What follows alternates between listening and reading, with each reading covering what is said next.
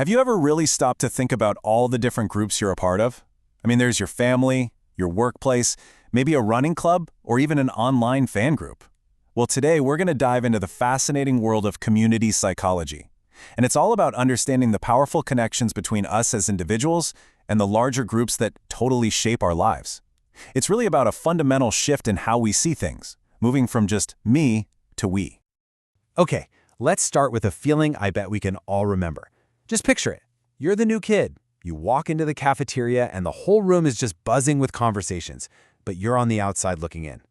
That feeling of isolation, that uncertainty, it's powerful, right? It taps into the super deep human need we all have to connect and to feel like we belong. We're calling this that new kid feeling, and honestly, it's the perfect starting point. Because this experience isn't just about high school drama, not at all. It's about a fundamental human drive we all deal with our entire lives. And here's the thing, figuring out how to go from being that lone person in the cafeteria to, finding your table, that's a vital life skill. We have to learn how to bridge that gap, how to join in. And community psychology? Well, it's basically the science of understanding exactly how and why we do that. So this brings us to a bigger question. We throw the word community around all the time, but what does it actually mean? Well, it turns out it's a little more specific than you might think. So let's break it down. So here's the more official definition. A community isn't just a bunch of people who happen to be in the same place. No, it's a group that comes together around common interests for a really specific purpose, to meet their needs by sharing resources. And what's so interesting here is that those resources can be anything: time, knowledge, emotional support, you name it. Now, this brings up a really key distinction. Think about a sports team. That's a classic group. Each person has a role, right? And the individual serves the group's goal, which is winning the game.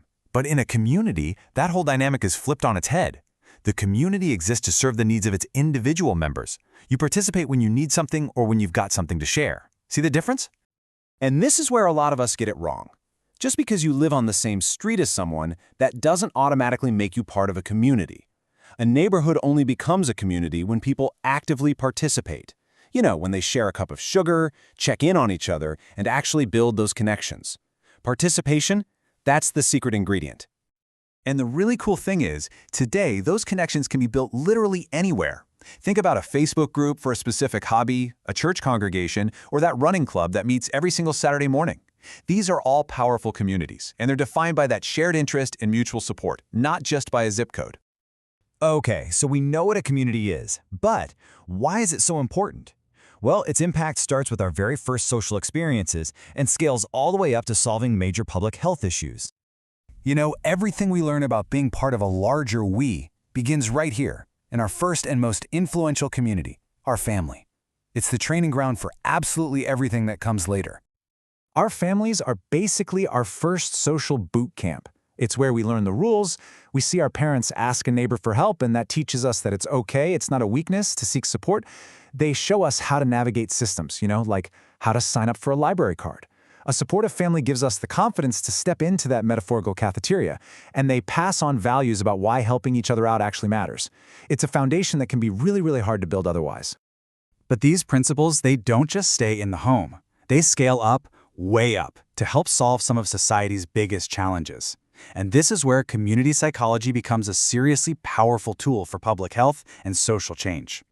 I mean, think about it. How do you design an HIV prevention program that actually works? You have to understand the community's beliefs and their social networks. How do you tackle addiction? Well, you've got to look at the social factors, not just individual biology. This same approach helps us improve access to mental health services and even build healthier, more productive workplaces. It's all connected. So how on earth do researchers actually study something as complex and, frankly, as messy as a community? Well, you might be surprised to learn that it starts with something we all do anyway. Let's take Joseph. He's looking to buy a house.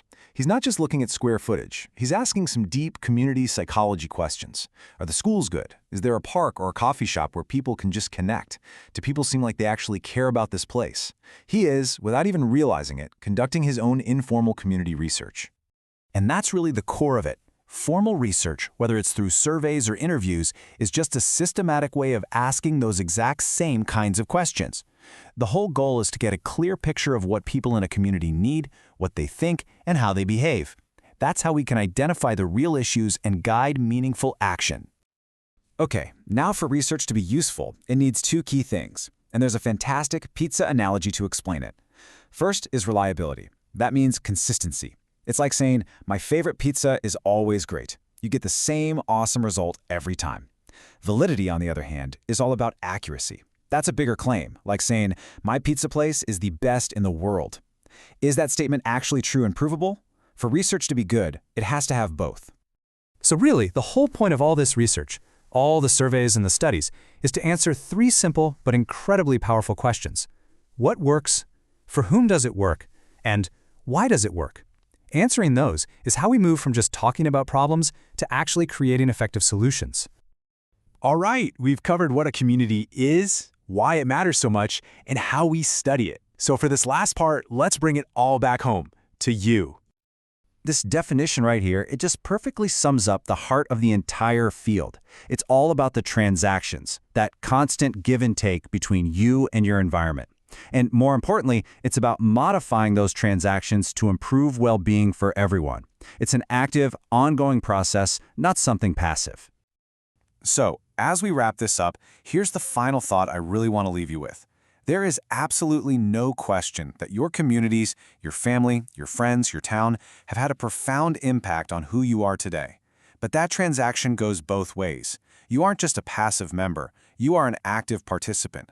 So the real question is, how are you shaping them?